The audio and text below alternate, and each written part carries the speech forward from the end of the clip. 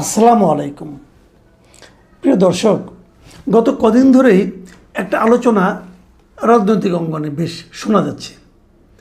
আমি যে একটা মিডিয়াতেও দেখলাম এই আলোচনাটা, সেটা হলো রাজনীতিতে আওয়ামী লীগ কি খুব দ্রুতই ফিরে আসছে? এই প্রশ্নটা খুব স্বাভাবিক। আওয়ামী লীগ যে বাংলাদেশের রাজনীতিতে ফিরে আসছে এটা নিয়ে আমার কোনো সন্দেহ নাই, কিন্তু সেই আশাটা কত দ্রুত হবে এটি হলো আলোচনা।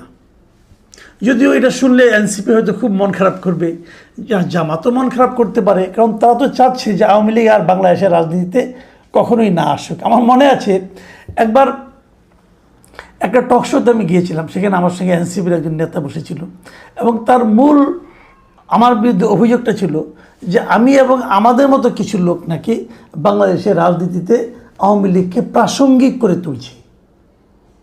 তো আমি কেবল তখন বলেছিলাম, ভাই দেখেন, আমি একটা ক্ষুদ্র মানুষ, আওয়ামী লীগের মধ্যে একটা বড় দলকে আমার কেন প্রাসঙ্গিক করে তুলতে হবে, এবং সেই ক্ষমতা এবং সেই যোগ্যতা তো আমার নেই। আওয়ামী লীগ রাজনীতিতে, বাংলাদেশের রাজনীতিতে আওয়ামী লীগ সব সময়ই প্রাসঙ্গিক, মানে যখন আপনি বলছেন তখনও প্রাসঙ্গিক এবং আগামীতে আরও প্রাসঙ্গিক হবে, এটাই স্বাভাবিক। আওয়ামী লীগ ছোটোখাটো কোনো দল তো না রে ভাই। আওয়ামী লীগের সঙ্গে এনসিপির লোকজন বলতেছে, কিন্তু তাদের নিজেদের প্রাসঙ্গিকতা নিয়ে হয়তো আগামীতে 5-10 বছর পরে প্রশ্ন উঠতে পারে। কিন্তু আওয়ামী লীগ এত বড় একটা দল, এটা যদি ক্ষয়িষ্ণু হয়, যদি ক্ষয়ে যেতে থাকে, তাও কয়েক দশক লাগবে, এটাই রিয়েলিটি।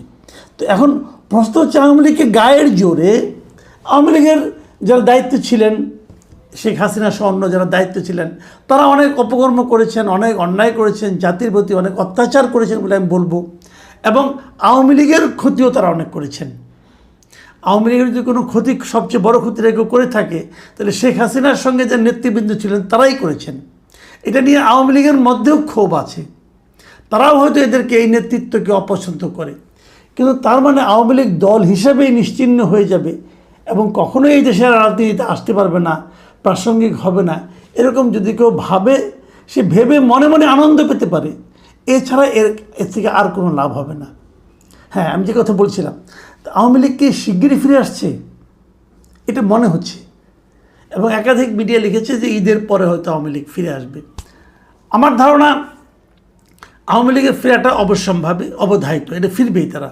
কারণ এদেশে আওয়ামী লীগের প্রত্যাবর্তনটা বিলম্বিত হতে পারত, আরও অনেক বিলম্বিত হতে পারত, যদি ডক্টর ইউনূস কিছু মূর্খের মতো কিছু আচরণ না করতেন। এবং সেই মূর্খের মতো আচরণগুলির প্রধান আচরণটা হলো যে আওয়ামী লীগের ঘরবাড়ি জ্বালিয়ে দেওয়া, গ্রামাঞ্চলে আওয়ামী লীগের নেতা, ছোটোখাটো আওয়ামী লীগের সমর্থকদের উপর মব পরিচালিত করা, এবং সবশেষ আওয়ামী লীগের রাজনৈতিক কর্মকাণ্ডকে স্থগিত করে দেওয়া।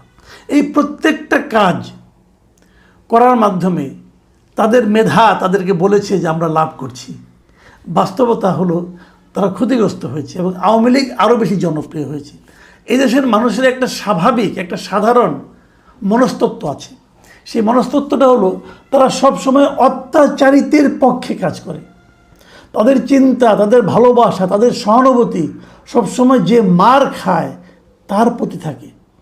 হয়তো সে মুখের উপর প্রতিবাদ করতে পারে না, কিন্তু মনে মনে ভাবে, আহা, এই লোকটাকে কেন মারছে এরা, এটা ভাবে। যে জিনিসটা নেপালে হয়েছিল, আমি সেটাই বলেছিলাম যে একটা রাজনৈতিক দলকে যদি প্রত্যাখ্যান করতে হয়, সেই প্রত্যাখ্যানের দায়িত্বটা দিতে হবে জনগণকে।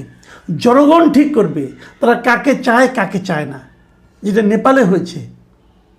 নেপালে যারা এতদিন ক্ষমতায় ছিল, এই কমিউনিস্ট বলেন, কমিউনিস্ট পার্টি বলেন, মাওবাদীরা বলেন, অথবা নেপালি কংগ্রেস বলেন, তাদের সবার ভরাডুবি হয়েছে। একেবারে নতুন একটা দল তারা কিন্তু উঠে এসেছে। তাদেরকে ভরাডুবি কে করিয়েছে? সরকার না। সরকার একদিনের জন্য তাদের রাজনৈতিক কর্মকাণ্ডকে স্থগিত করে নাই। তারা সবাই প্রচারণা চালিয়েছে তাদের মতো করে। আর এই জেনজি সাপোর্টেড যে পার্টি, তারা করেছে তাদের মতো করে। জনগণ পরিবর্তনটা চেয়েছে, জনগণ তাদের অপকর্মের জন্য তাদেরকে প্রত্যাখ্যান করেছে।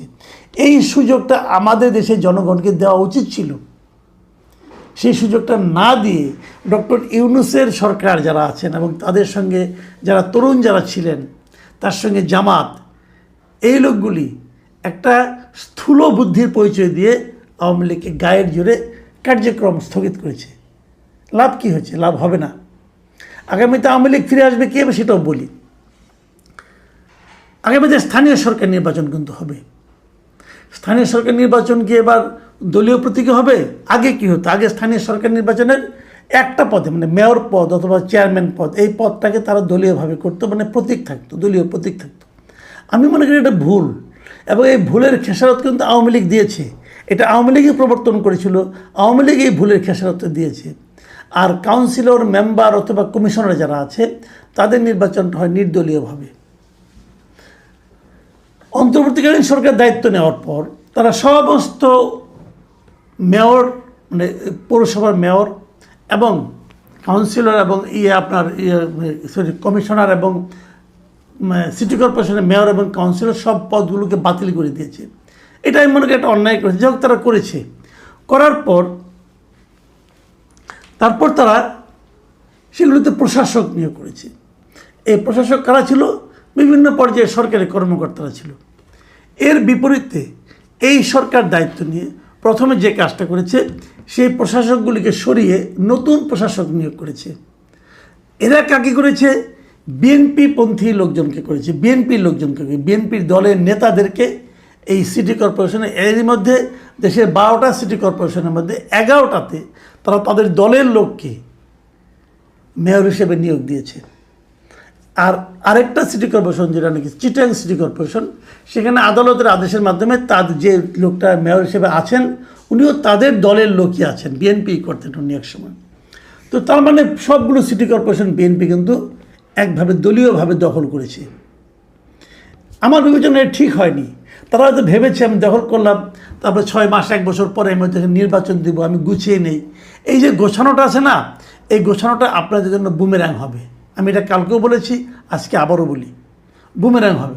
আমি আজকে আবার দেখলাম দেশের 42টা জেলা পরিষদে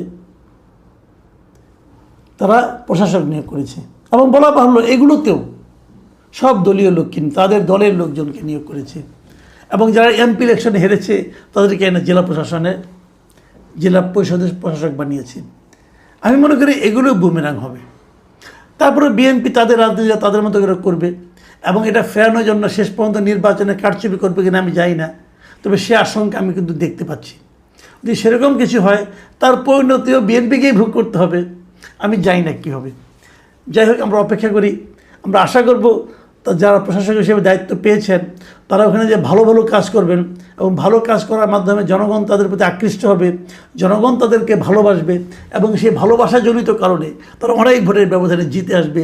বিএনপির এই যে পরিকল্পনা, এই পরিকল্পনা হোক, এটা ভালো খারাপ না, এটা নিয়ে আমার কোনো আপত্তি নাই। একজন তো জিতলেই হলো, আমরা একজন ভালো লোককে চাই।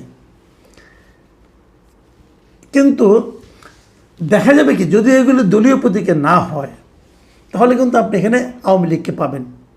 আওয়ামী লীগ হয়তো প্রথমেই মেয়র পদে খুব ভালো করবে না, দিতেও চাইবে না, তারা হয়তো ওই পদে যাবেও না। যদি নির্দলীয় হয় তারা নির্দলীয়ভাবে তাদের দলের সঙ্গে যারা জড়িত আছে তাদেরকে তারা কমিশনার অথবা কাউন্সিলর অথবা মেম্বার পদে তারা মনোনয়ন দেবে, এবং তাদের মধ্যে অনেকেই পাশ করে আসবে। এই ব্যাপারে আপনারা নিশ্চিন্ত থাকতে পারেন। এখন বলবেন আমার এই কথার ভিত্তি কি? আমি ভিত্তিগুলি বলি। দেখেন, সারা দেশে এই যে আইনজীবীরা আছে না, আইনজীবীদের একটা সমিতি আছে, আইনজীবী সমিতি। দেশে 74টা আইনজীবী সমিতি আছে সারা দেশে, বিভিন্ন জেলায়, হাইকোর্টে, সুপ্রিম কোর্টে, এরকম জায়গা আছে। এইগুলোতে এরই মধ্যে নির্বাচন শুরু হয়ে গেছে। আওয়ামী লীগের পতনের পর প্রায় 14টা আইনজীবী সমিতি কিন্তু নির্বাচন হয়েছে। প্রথম দিকে ভালো করেনি, এখন কিন্তু ধীরে ধীরে আওয়ামী লীগের লোকজন এই নির্বাচনগুলিতে ভালো করতেছে। আমি দু একটা উদাহরণ দিয়ে বলি।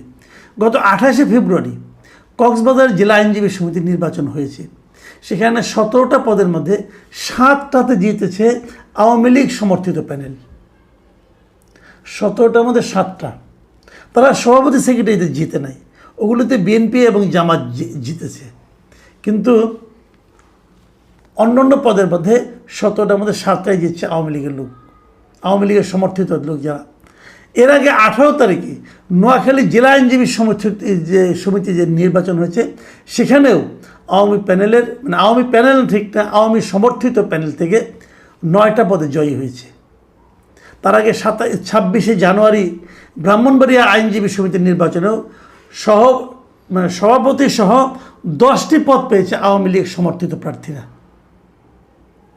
তাহলে এটা খুব স্বাভাবিক। এছাড়া আপনার লক্ষ্মীপুরেও এরকম জেলা আইনজীবী সমিতিতে 8টা পদ পেয়েছে তারা, চাঁপাইনবাবগঞ্জেও 6টা পদ তারা পেয়েছে। কিন্তু তো এইভাবে কিন্তু চলতে থাকবে আগামীতে, এই ধারাটা অব্যাহত থাকবে। এবং এরই ধারাবাহিকতায় আগামী মে মাসের মাঝামাঝি 13-14 তারিখে মে মাসের সুপ্রিম কোর্ট আইনজীবী সমিতির নির্বাচন হবে। আপনারা দেখবেন সেখানেও আওয়ামী সমর্থিত আইনজীবীদের একটা বড় অংশ পাশ করে আসবে।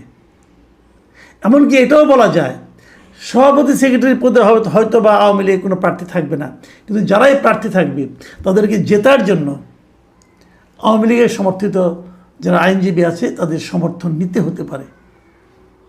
এতে অবাক হওয়ার কিছু নাই, কিন্তু নাই এই কারণে কি, আপনি জাতীয় নির্বাচনটাই দেখেন না কেন, এই জাতীয় নির্বাচন আওয়ামী লীগ ছিল না, কিন্তু যারা জিতেছেন তারা কিন্তু আওয়ামী ভোটেই জিতেছেন। তারা আওয়ামী লীগের প্রচুর ভোট পেয়েছেন, এবং আওয়ামী লীগের ভোটটা এখানে ডিসাইডিং ফ্যাক্টর হিসেবে কিন্তু কাজ করেছে অনেক জায়গায়।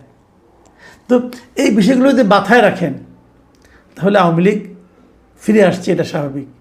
প্রশ্ন হলো আওয়ামী লীগ যখন ফিরে আসবে অথবা আসতে থাকবে, তারা কি পুরনো নেতৃত্ব নিয়ে আসবে নাকি নতুন নেতৃত্ব নিয়ে আসবে? এটাই হবে সামনে $1 মিলিয়ন প্রশ্ন। দেখা যাক কি হয়। সবাই ভালো থাকবেন। আল্লাহ হাফিজ।